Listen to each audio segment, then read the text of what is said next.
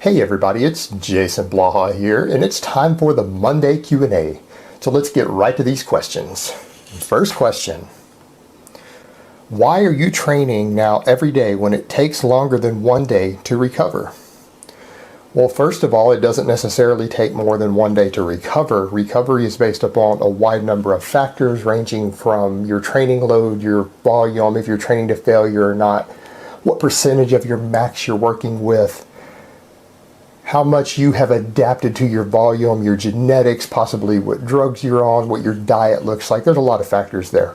In fact, you might find that you can train with training matches and come back 6 hours later and do the same thing and hit the same numbers again. So to say that it takes more than one day is not necessarily true.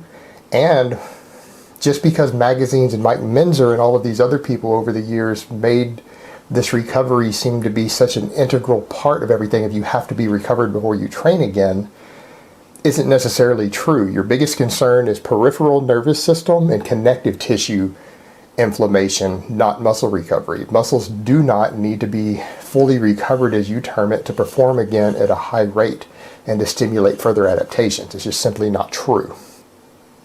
I train at that type of frequency because it's beneficial towards my goals of getting stronger at my big three and at other lifts that I consider to be personally important. All right, next question. Do you regard bodybuilding overall as a sport, or do you think it's just a silly display? I do not consider bodybuilding to be a sport. I consider it to be more of an art form, just like someone would consider ballet to be a form of human art. I would consider bodybuilding to be an art form. It is definitely not a sport in the traditional sense, and I don't necessarily always consider those competing in it to be athletes, but I do consider them to be artists. And I think it is a form of artistic expression of the human body. And I think Arnold did put it best, that it is basically a sculptor sculpting a body just like they used to do with statues, and people still do, and rather than using stone or clay, they're sculpting it with the human body. And when it's understood it to be that as a form of art, I don't really see a problem with it. I think it's a great form of artistic expression. I don't always like everything that goes on around the bodybuilding culture.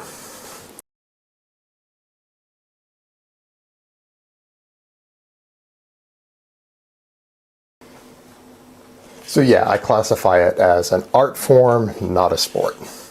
Okay, next question. When cutting, is it a bad idea to reduce frequency?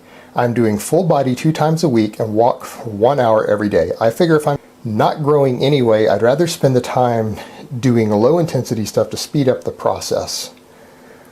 This is a workable situation if you feel that your energy is low on a cut. However, I have to recommend that you try to train at a higher frequency. If you're concerned about the training itself not necessarily making you grow, I would generally recommend reducing volume but keeping frequency high, and then using cardio and other things to burn through the calories. And that tends to work a lot better for most natural lifters. But the idea with the reducing the frequency, you're hitting things like squats and these big heavy movements less often, you're going to get less total energy turnover, you're going to get less of a metabolic effect of what you're looking for to keep your total TDEE high. So I don't recommend it. It's viable. If that's the route you choose to go, you can certainly do just a full body twice a week and then cardio on a cut, but it wouldn't be my first choice. All right guys, but that's the end of part 1. Let me give you guys a bicep shot before I go.